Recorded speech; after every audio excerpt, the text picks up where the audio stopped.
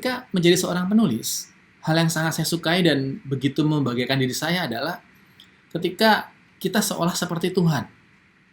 Kita bisa menciptakan sebuah cerita, kisah. Kita juga bisa menciptakan seorang tokoh yang sesuai dengan apa yang kita inginkan. Nah, jadi penulis bisa menciptakan tokoh sesuai yang ia inginkan. Nah, poin berikutnya yang perlu kita garis bawahi adalah bahwa tokoh adalah rekaan pengarang. Nah, karena kita yang menciptakan tokoh, maka dengan begitu hanya kita, pengaranglah, yang mengenal tokoh tersebut. Supaya pembaca mengenal tokoh-tokoh tersebut, penulis harus mengenalkan mereka. Lantas bagaimana cara kita mengenalkannya?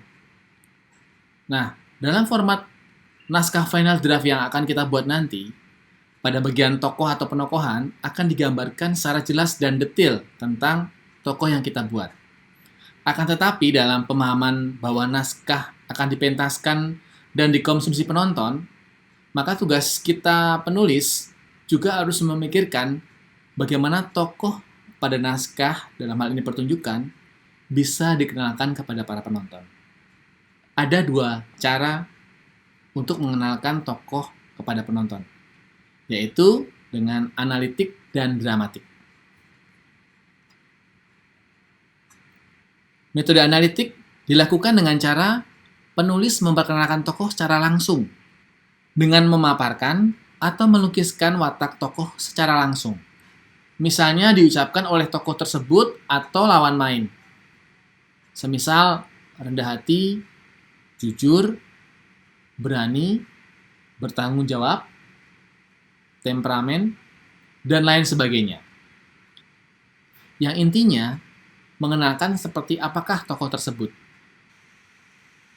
Nah, secara teknis, informasi tentang tokoh dituliskan secara verbal oleh penulis atau pengarang di dalam dialog tokoh. Dan yang kedua adalah metode dramatik. Metode dramatik ini dilakukan penulis untuk memperkenalkan tokoh dengan cara tokoh tidak diceritakan secara langsung, tetapi dibiarkan muncul dengan sendirinya melalui tingkah laku atau perbuatan tokoh dalam menyikapi berbagai peristiwa yang terjadi di atas panggung. Maksudnya, tokoh diperkenalkan dengan memperlihatkan dari teknik berbicara. Semisal, sedikit berbicara atau banyak berbicara. Atau bisa juga penonton akan bisa memahami tokoh dari caranya berbicara. Apakah langsung, to the point, atau lebih memilih muter-muter. Nah, selain itu, tokoh bisa dikenalkan juga dengan melihat pola pikir tokoh dan reaksi tokoh dalam menyikapi sebuah permasalahan. Kemudian yang berikutnya, kita bisa memperkenalkan tokoh dari caranya berpakaian atau dari set atau latar yang ditempati tokoh.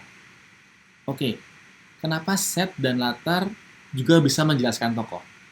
Maksudnya seperti ini. Semisal pada sebuah pementasan dimunculkan kamar tokoh atau ruang tamu atau dapur. Misalnya dengan sentuhan-sentuhan yang sangat artistik. Baik dari cat tembok, pemilihan warna catnya, kemudian pemilihan furniture, ataupun penataan ruang dan penataan furniture. Nah, hal ini semua akan mencerminkan atau memperkenalkan tokoh tanpa harus diucapkan. Ini nanti akan kita bahas lebih detail pada saat kita membicarakan tentang set atau latar. Nah, biasanya hal-hal sedetil ini tidak pernah diperhatikan oleh penulis. Sebagai seniman yang akademisi, kita harus memiliki nilai lebih daripada seniman yang non-akademisi. W.S. Nada pernah mengatakan dalam buku yang berjudul tentang bermain drama, bahwa seorang aktor tidak akan mungkin bisa menjelaskan seluruh karakter secara lengkap di saat pertama kali kemunculannya.